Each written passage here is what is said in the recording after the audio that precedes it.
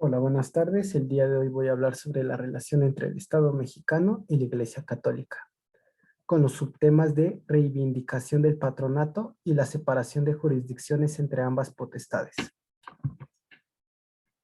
Antes de iniciar con el tema como tal, es importante contextualizar en qué situación nos encontrábamos, hablando de México, por supuesto. El concepto de liberalismo es importante definirlo, que es de acuerdo con Nicola Mattiucci, el liberalismo es un concepto muy difícil de determinar, ya que no se trata de una teoría uniforme y homogénea. Esto es consecuencia de los diversos factores que han influido en su desarrollo, los cuales son la influencia de otras instituciones, como es el caso de la democracia, su carácter asincrónico, toda vez que se ha presentado en tiempos históricos diversos en los países donde se desarrolló, situación que resulta en una ausencia de algún elemento unificador. También su desarrollo e integración fue diferente en cada nación, ya que la problemática que se presentaba en que en cada caso era distinta. No es lo mismo el liberalismo que se desarrolló en Inglaterra que el que se desarrolló en México. Las tradiciones políticas y culturales fueron diferentes y por lo tanto el desarrollo de cada liberalismo fue distinto. Esto habla de la flexibilidad del término liberalismo. Con respecto a la libertad y especies de libertades, a partir del siglo XIX se ha entendido la libertad no como un mero poder de elección, sino como un derecho natural. El hombre es libre y es la única criatura libre, porque tiene derecho a hacerse a sí mismo. Sin embargo, existen diferentes especies de libertades, además de la libertad natural.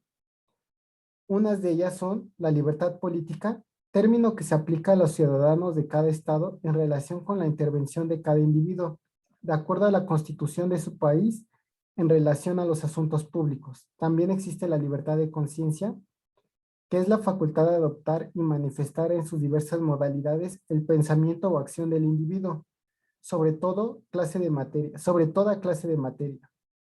También la igualdad, que implica un repudio a la tiranía al negar las divisiones de castas y clases de la monarquía en la creación de los estados que se independizaron en América.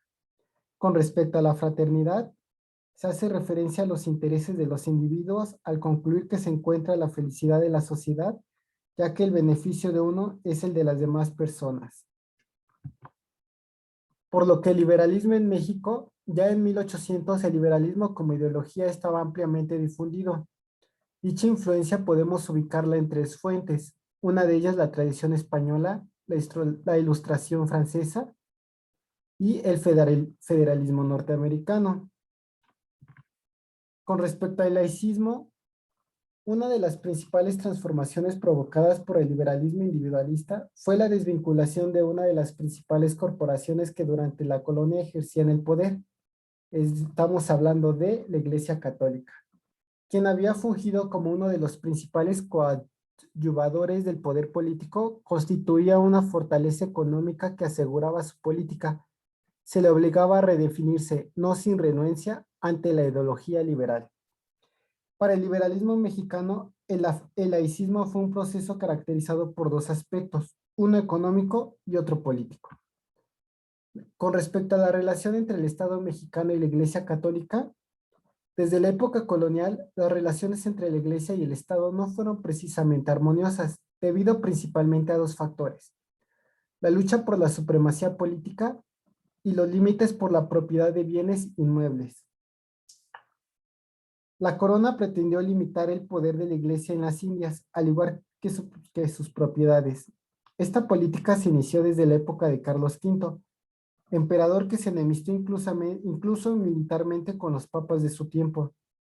En 1605, Fray García de Santa María y Mendoza, obispo de México, se enfrentó abiertamente con el virrey Montes Claros por un edicto del obispo que ofendió al rey. En 1624, el virrey Marqués de Gálvez se enfrentó al obispo Juan Pérez de la Serna por proteger a los delincuentes que se escondían en los edificios religiosos. En 1664, el obispo Diego Osorio de Escobar se enemistó con el virrey Conde de Baños porque éste interceptaba la correspondencia del obispo. Es decir, algunos virreyes tuvieron conflictos muy severos con la iglesia.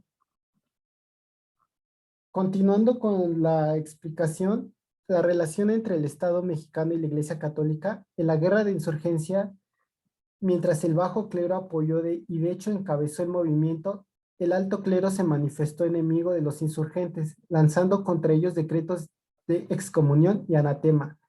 Al erigirse el país en nación independiente, el papado se resistió a entablar relaciones diplomáticas en México, dado que se discutía la continuación del regio patronato, que en un momento les vamos a hablar sobre qué es. A finales de la época del virreinato se tienen diversas apreciaciones del porcentaje de propiedades inmuebles que había acumulado la iglesia. Obviamente todos estos difieren dependiendo las fuentes que consultamos. Esto ocurrió a pesar de que en 1535 y reiterándose en 1576, la corona había emitido normas tendientes a evitar la acumulación de bienes de manos muertas, como eran los de la iglesia, debido a que no sufrían movilidad alguna, puesto que no pasaban a nuevos propietarios en un movimiento comercial ordinario. Para 1799, y debido a que la corona requería de mayores fondos para patrocinar los conflictos bélicos que afrontaba en Europa, se formó la Junta de Consolidación, obligando a la iglesia a vender sus propiedades rústicas y urbanas para formar un fondo de solidaridad. Al desarrollarse la vida republicana, tanto los gobiernos federalistas como los centralistas se vieron en la necesidad de afectar los bienes eclesiales para financiar su debilitada economía. La Iglesia había podido mantener la disposición constitucional que consideraba única a la religión católica apostólica romana sin tolerancia a ninguna otra, situación que varió radicalmente al sobrevenir la Revolución de Ayutla. En específico, estas tres leyes que afectaban a la Iglesia de manera directa. La ley Juárez eliminaba los fueros, a excepción del militar. La ley de desamortización de fincas rústicas y urbanas, propiedad de corporaciones civiles y eclesiásticas, conocida como la ley Lerdo. Y la ley Iglesias, que ya no hacía obligatorio el pago de diezmos. Ahora sí vamos a hablar sobre la reivindicación del patronato. Con reivindicación nos referimos a reclamar algo a lo que se cree tener el derecho, por lo que el llamado regio o real patronato es una institución que involucraba a la iglesia y al Estado y que tiene sus raíces en la Edad Media, como una solución a la lucha de las investiduras. Cuando se discutió la mayor fuerza del Estado o de la iglesia, se trataba de un mutuo compromiso entre ambas instituciones, por medio del cual el Estado se comprometía a proteger la iglesia, de aquí el nombre de patronato.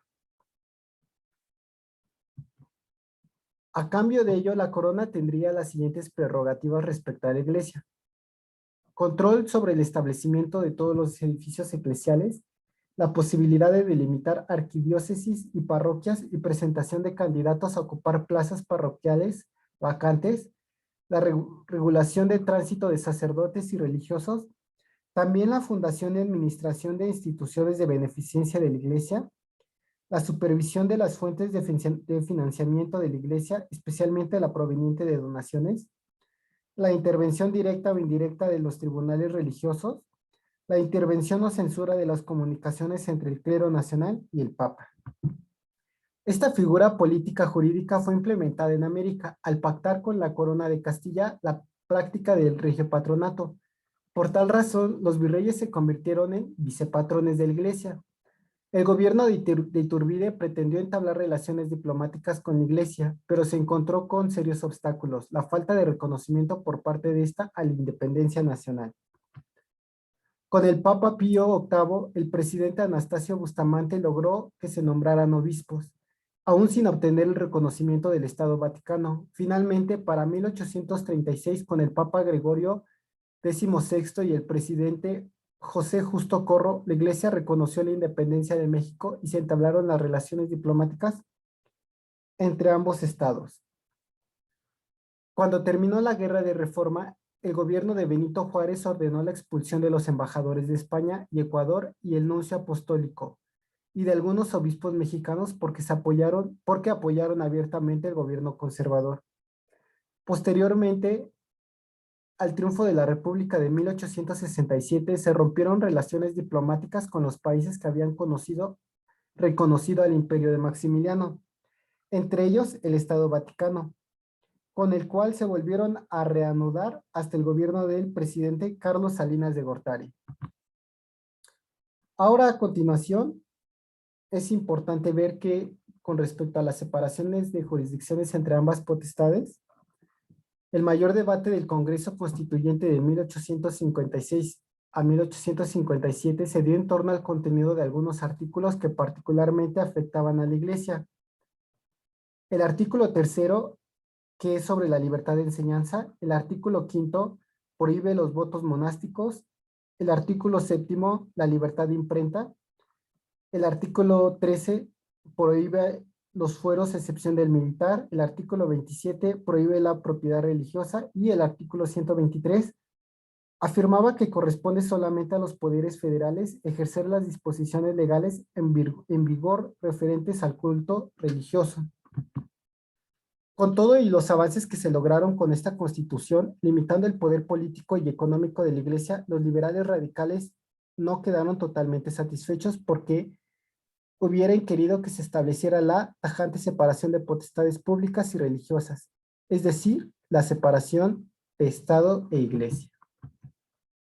Y pues muchas gracias por la atención prestada y brindada en este momento.